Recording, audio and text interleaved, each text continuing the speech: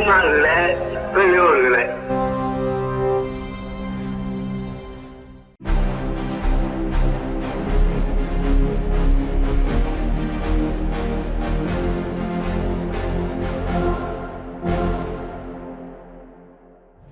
அனைவருக்கும் வணக்கம்.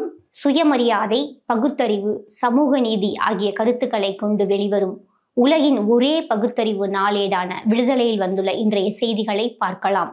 ஒன்றிய RSS பாஜக ஆட்சி ஒடுக்கப்பட்ட மக்களின் உரிமையை பறித்து அதிகார பதவிகளை உயர் ஜாதியினரின் ஏகபோகமாக்கும் அநீதியை அனுமதிக்கலாமா? தமிழ்நாடு முழுவதும் மார்ச் 3 கண்டன ஆர்ப்பாட்டம் ஆர்ப்பரித்து நடக்கட்டும்.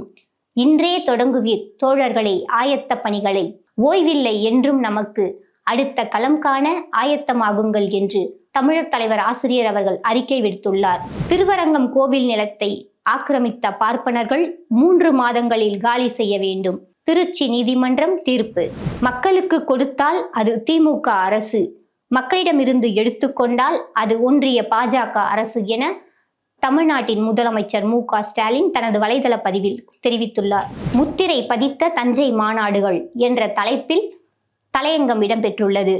இதில் கடந்த 21ஆம் தேதி நடந்த திராவிடர் கழக மகளிரணி, திராவிட மகளிர் பாசறை, திராவிடர் கழக இளைஞரணி, திராவிட மாணவர் கழகம் சேர்ந்து நடத்திய மாநாடுகள் குறித்தான பல்வேறு செய்திகள் இடம்பெற்றுள்ளன.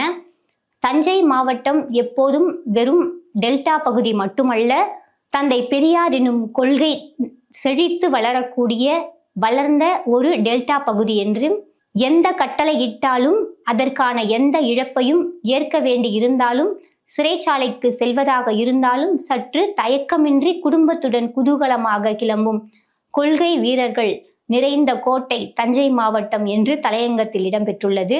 21ஆம் தேதி நடந்த மகளிரணி மகளிர் பாசறை மாநாட்டில் ஜாதி ஒழிப்பை மையமாக கொண்டு இந்த மாநாடு நடைபெற்றது.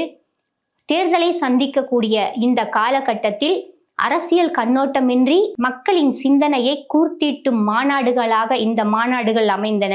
மகளிரணி மகளிர் பாசறை நடத்திய மாநாட்டின் அரங்கிற்குள் முழுவதுமாக மகளிர் நிரம்பி ஆண்கள் அனைவரும் வெளியில் அமர்ந்திருந்த ஒரு அதிசயம் இந்த மாநாட்டில் நடைபெற்றது. இந்த 2 மாநாடுகளிலும் பல்வேறு முக்கிய தீர்மானங்கள் இடம்பெற்றன. இந்த தீர்மானத்தில் சமூக நீதிக்கான சரித்திர நாயகர் மாண்புமிகு முத்துவேல் கருணாநிதி ஸ்டாலின் அவர்கள் தலைமையில் வலிமையான ஆட்சி அமைய அயராது பாடுபடுமாறு வலியுறுத்துகிறோம். எங்கெங்கும் பரப்புரை நடக்கட்டும். தமிழர் தலைவர் மாநாட்டில் சொன்னது போல வெற்றி விழாவை இதே மேடையில் நடத்துவோம். மாநாட்டின் வெற்றிக்கு உழைத்த அனைத்து தோழர்களுக்கும் பாராட்டுகள் என இன்றைய தலையங்கம் இடம்பெற்றுள்ளது. அந்நாள் இந்நாள் பகுதியில் ஓலைச்சுவடியில் இருந்த தமிழை முதலாக அச்சில் கொண்டு வந்த சீகன் பால்கு அவர்களின் நினைவு நாள் இன்று. அவரை குறித்த பல்வேறு செய்திகள் இடம்பெற்றுள்ளன. இந்திய விவசாயிகளுக்கு எதிரான அமெரிக்க இந்திய வர்த்தக ஒப்பந்தத்தை கண்டித்து மத்திய பிரதேசத்தில் காங்கிரஸ் போராட்டம். ராகுல் கார்கே பங்கேற்றனர். கர்நாடகாவில் லஞ்சம் வாங்கி கையும் களவுமாக பிடிப்பட்ட பாஜக MLA சந்திரலமாணி கைது. மார்ச் 3ஆம் தேதி வரை நீதிமன்ற காவலில் வைக்க உத்தரவு. JNU பல்கலைக்கழக துணைவேந்தரின் ஜாதியவாத கருத்துக்கு எதிராக மாணவர்கள் போராட்டம். UGCயின் சமபங்கு விதிகள் பகுத்தறிவற்றது என்றும், பாதிக்கப்பட்டோர் என்ற அடையாளத்தால் தாழ்த்தப்பட்ட மக்கள் முன்னேறக்கூடாது என்று கூறியதற்கு கடும் கண்டனம். கடந்த சில ஆண்டுகளில் தமிழ்நாட்டில் 300க்கும் மேற்பட்ட ஜவுளி ஆலைகள் மூடப்பட்டன. ஒன்றிய அரசின் அறிக்கை வெளியீடு. மூலப்பொருள், வங்கி வட்டி விகிதங்கள் அல்லது மின்சார செலவு காரணமாக பல சிறு அளவிலான ஆலைகள் மூடப்பட்டுள்ளதாக நூறுப்பு ஆலைகள் சங்கம் தெரிவித்துள்ளது. கரோனா காலத்தில் பணியாற்றிய 668 செவிலியர்களுக்கு ஒப்பந்த அடிப்படையிலான பணி நியமன ஆணைகளை மக்கள் நல்வாழ்வுத்துறை அமைச்சர் மா. சுப்பிரமணியன் வழங்கினார்.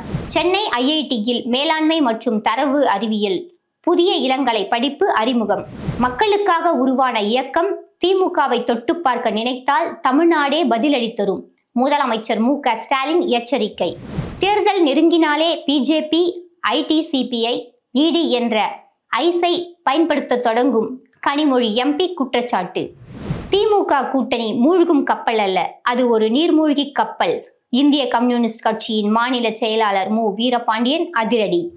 ரயில்வேயில் 22,195 குரூப் டி பணியிடங்கள் கட்டணமில்லா பயிற்சி வகுப்பு தொடக்கம் என சென்னை மாவட்ட வேலைவாய்ப்பு மற்றும் தொழில்நெறி வழிகாட்டும் மையம் அறிவித்துள்ளது.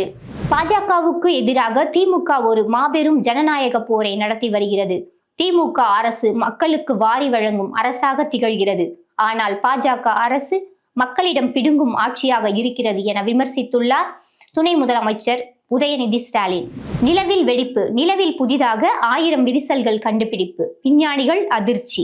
+2 படித்து முடித்த ஆதிதிராவிடர் மற்றும் பழங்குடியின மாணவர்களுக்கு 3 ஆண்டு இளங்கலை ஹோட்டல் மேனேஜ்மெண்ட் படிப்புக்கு விண்ணப்பிக்குமாறு மாவட்ட ஆட்சியர் லக்ஷ்மி சித்தா ஜெகடே தெரிவித்துள்ளார். மகாராஷ்டிராவில் முஸ்லிம்களுக்கு வழங்கப்பட்ட 5% இடஒதுக்கீட்டை ரத்து செய்துள்ள பாஜக அரசின் நடவடிக்கைகளுக்கு மனிதநேய மக்கள் கட்சி தலைவர் MH ஜவாஹிருல்லா கடும் கண்டனம் தெரிவித்துள்ளார். தமிழ்நாட்டில் அரசு மற்றும் அரசு உதவி பெறும் பள்ளிகளில் 8ஆம் வகுப்பு பயிலும் மாணவர்களுக்கான தேசிய வருவாய் வழி மற்றும் திறன் படிப்பு உதவித்தொகை தேர்வு முடிவுகள் தற்போது அதிகாரப்பூர்வமாக வெளியிடப்பட்டுள்ளது. நாளை சென்னை பல்கலைக்கழகம் மெரினா வளாகம் பவளவிழா கலையரங்கில் சென்னை பல்கலைக்கழகம் தமிழ்மொழித்துறை என்றும் பெரியாரியல் மாணவர் தமிழர் தலைவர் ஆசிரியர் கி வீரமணி அவர்களின் பன்முக பேராளுமை தேசிய கருத்தரங்கம் நடைபெற உள்ளது. இந்நிகழ்வில் பேராசிரியர் அரவேந்தன், வழக்குரைஞர் சேமே மதிவதனி, பேராசிரியர் சுபவீர பாண்டியன், வழக்குரைஞர் அருள்மொழி, கவிஞர் கலிப்பூங்குன்றன், புலவர் ப வீரமணி ஆகியோர் பங்கேற்க உள்ளனர். அனைவரும் வருக. மேலும் இன்றைய விடுதலையில் பல்வேறு முக்கிய செய்திகள், கட்டுரைகள் இடம்பெற்றுள்ளன. அனைவரும் விடுதலை படியுங்கள். நன்றி, வணக்கம்.